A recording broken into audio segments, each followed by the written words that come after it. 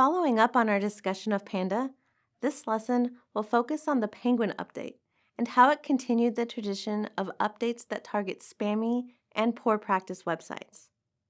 You'll be able to describe another set of violations that are still being cracked down on today. And we'll also touch on the idea of negative SEO and what you can do to avoid being targeted. The next main algorithm update to discuss is the Penguin algorithm.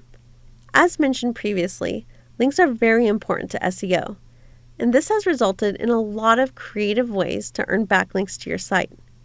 For a long time in SEO, backlinks were considered the holy grail, and many SEOs and webmasters viewed link acquisition with an any means necessary approach.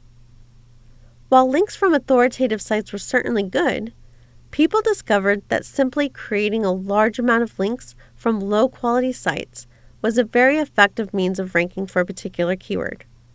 For example, in the past, if I were going to rank for a keyword like San Francisco attorney, all I would have to do is build a lot of links from many sites and use the anchor text San Francisco attorney in that link. The Penguin algorithm, which was released in 2012, was created as a way to put a stop to many of the spammy link building tactics that had been widely seen in the SEO industry. Like Panda, Penguin is a filter, which means it is periodically reran. Sites which have been penalized before will have a chance to escape, while new sites may get caught in the web.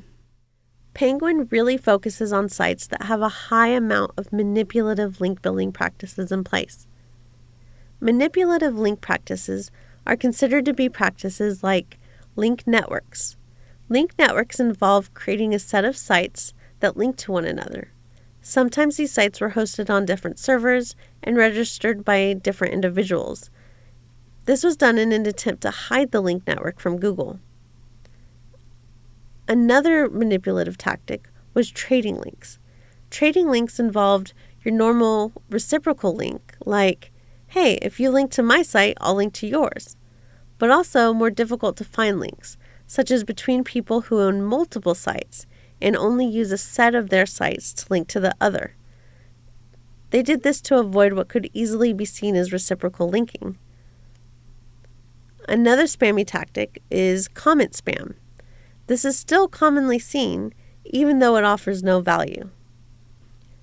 This includes comments on news articles, blogs, and other sites, and the comment will often contain a link back to their site. Oftentimes, on blogs, these articles will appear to be flattering, and the comment author will talk about how much they love the topic and how they can't wait to read more posts. Oh, and by the way, view my blog, and then they'll insert the link. 99% of the time, those are actually automated comments created by a robot for the purposes of SEO. Unfortunately, newer blog owners often publish these, believing they are real comments. Other times, the comment is more to the point, but still attracts readers to click the link. Like the comment might say, hey, learn how I made $100K working from home, and then have a link to their site. The next spammy tactic is aggressive exact match anchor text, which we discussed briefly. For example, building a large number of links with the exact keyword you want to rank it for. Google began penalizing this because it is obviously not a natural occurrence of anchor text that would happen if people were naturally linking to your site because they found it useful. However, if your domain name contains the keywords used in the anchor text, let's say you had the domain name sanfranciscoattorney.com, and then a lot of links with the anchor text San Francisco attorney are actually likely to be considered valid. This, of course, depends on the rest of your backlink profile and the types of sites you're earning links from. The Penguin algorithm also targets paid links. It can be difficult for Google to determine if a link is paid or not. However, there are certain things the algorithm checks for when looking for a link. For example, if the link is in a sidebar surrounded by ads, it is likely a paid link. This also holds true for words surrounding the link. So if they see words like sponsors or sponsored anywhere that is next to the link, it's likely considered a paid link.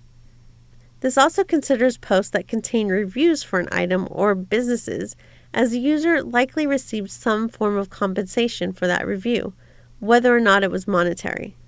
The filter will also look for things like links on low-quality sites. If the site is not relevant to your audience, for example, a link to an attorney on a site about flower arranging, then the link is likely either paid for or earned through manipulative means. In the past, you could temporarily escape these penalties by redirecting your penalized site to a new domain. But these redirects started redirecting the damage to the new site as well. As Google has become more and more aware of spammy link building tactics, they've been cutting down on these through updates to its algorithm. Link building has become more complex and more risky. Some specific methods SEOs used to gain a large amount of backlinks in the past were also discounted, and some of the sites were even penalized. Due to this, we advise not using specific types of link building that you hear may have worked in the past. These include spammy link building tactics like acquiring links in various directories, creating free widgets users can download that will contain an anchor text link back to your site. Some examples I've run across are free mortgage calculators webmasters can add to their site as a useful tool, but the tool will contain a link at the bottom that says something like mortgage loans in the anchor text. This is seen as spammy. Another popular method of earning a large amount of backlinks was creating free templates or themes for Blogger or WordPress. The authors of these templates would put a link back to their site in the footer, or sometimes just hidden within the code. People would often create user accounts in a large number of forums and add a link to their site in their signature or profile. They would post once and then leave. Links in profiles and signatures have been devalued since then, so it's not really worthwhile to go and do that. I suggest reading more about Google's quality guidelines regarding links at Google Support Center in the link provided.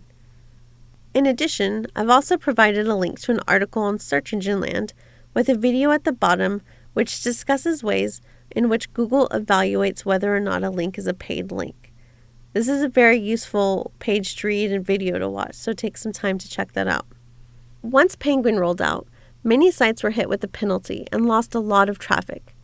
The rush to remove spammy links began, and sites which were previously making money by charging for links reversed their practices and began charging owners to remove the links. Because of the impact seen, SEOs and webmasters were concerned about the possibility of negative SEO, in which an unethical SEO creates a large amount of spammy backlinks to a competitor's site in an effort to get them penalized in search engines. Due to many comments and requests on forums, Google created a link disavow tool, which is now part of Google Webmaster Tools. The link disavow tool allows owners to disavow spammy links pointing to their site. However, before using this tool, it is recommended that you check the following. First, make sure your site is actually penalized by Penguin before you disavow links. Unless you know that you have some very spammy links and you want to be proactive so you don't get penalized, don't just go and remove all links because some might actually be beneficial to your site. Next, make sure the links you disavow are actually poor quality links. Where possible, try to remove the link yourself first.